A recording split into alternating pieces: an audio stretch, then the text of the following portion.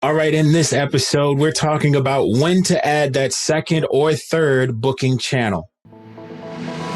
Vacation Rental Machine helps hosts just like you learn how to start, grow, and scale your short-term rental business. This show is all about creating systems that help you automate your business, giving you more time and money freedom. If you're ready to start living the vacation rental life, then subscribe to this podcast today. Come and join us on our Facebook group, The Host Nation, where we'll be talking about starting, automating, and scaling a short-term rental business. Now, on to the show. Welcome back, host. I'm here with Julian Sage, and we are talking about when to add in that second to third channel after you've mastered whatever you need to master within Airbnb. You're ready to just deploy and just dominate the entire market. When are you ready to do that? Julian, I know it's probably a good question for you because you're still at that point where you got your listing going and you need a little bit more juice for the low season. When would you think it's a good time to actually deploy out to multiple platforms? So John, you're right. I'm actually at that point right now because I've been following along with the Vacation Rental Machine model. And at this point, I've gotten pretty comfortable with Airbnb. I actually have another client that I've taken on. So now at this point, I'm ready to start marketing on different channels. So it really comes down to your comfortability level. And I don't think that people just starting off should be so worried about getting listed on multiple channels and using channel managers. It really is not something that you should be worried about from the very beginning because it is a lot more, because now you're talking about integrating other calendars and you have to train your cleaning team on how to use those things, and you have to import different settings, and there is a little bit more. And that's why we left incorporating a channel manager towards the end of VRM, because it is something that is more for optimizing your listing. So now that we're coming up on a slower season, I'm really looking for other ways to be able to market my properties. And one of those things would be like Furnish Finders. And Furnish Finders, for those of you that don't know, it's where you can find traveling nurses, and being able to advertise on a site like that and then incorporate it onto a channel manager where all of your calendars are syncing up between HomeAway, Booking, Airbnb, all of these different sites. That's what your channel manager is really going to help you with, is being able to list it on multiple sites, but then also integrate your calendar so that you're not getting double bookings. Julian, you hit the nail right on the head in that comfort level. Let's go back. I mean, I've said it in a few episodes back, but Airbnb was designed for this, similar to Uber was for the person that just wants to get out and drive, right? Everything is already thought of. Everything is already done. It's really easy. But once you master it, now you're able to go on to some of the complex booking channels like booking.com, where it's not so easy, where you kind of have to process the credit cards through some type of external system.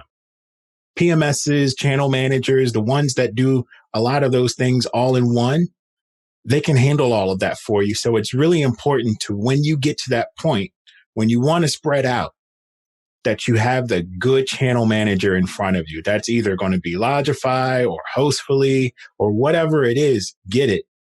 Use it. Make sure you got it integrated good with Airbnb, because you have an established booking channel that you're booking through consistently.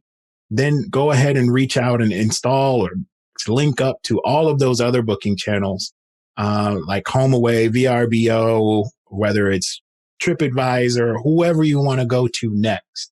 Add them in, make sure they're syncing properly. And then once they are, get used to some of the processes that they have and then add the next one. That way we're not dependent on all of these different channels. Will it be a pain point for most? For most, yes, it will be some pain because it's different.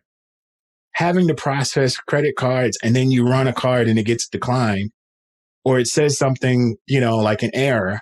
Now you got to go back to this person. You're probably frustrated because you want to be booked, but it's something that you wouldn't have to deal with if they really booked through Airbnb. Airbnb takes a lot of that off of our shoulders. But going in, getting out to those other channels is key, because again, we want to make sure we have more inquiries than we do availability.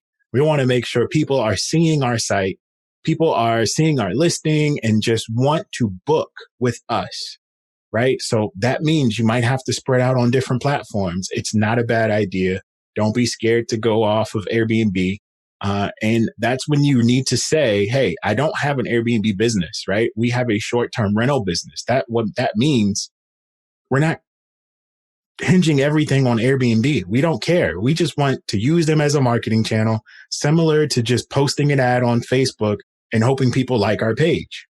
That's exactly what we want to do. We're just not dependent on all of those things.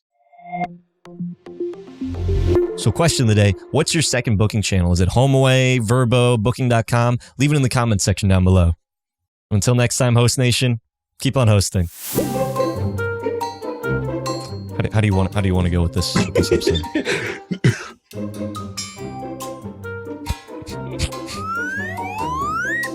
I don't know why that's so hard. Be doing is the question of the day. Who wants to share their listing here below? That's what I was thinking.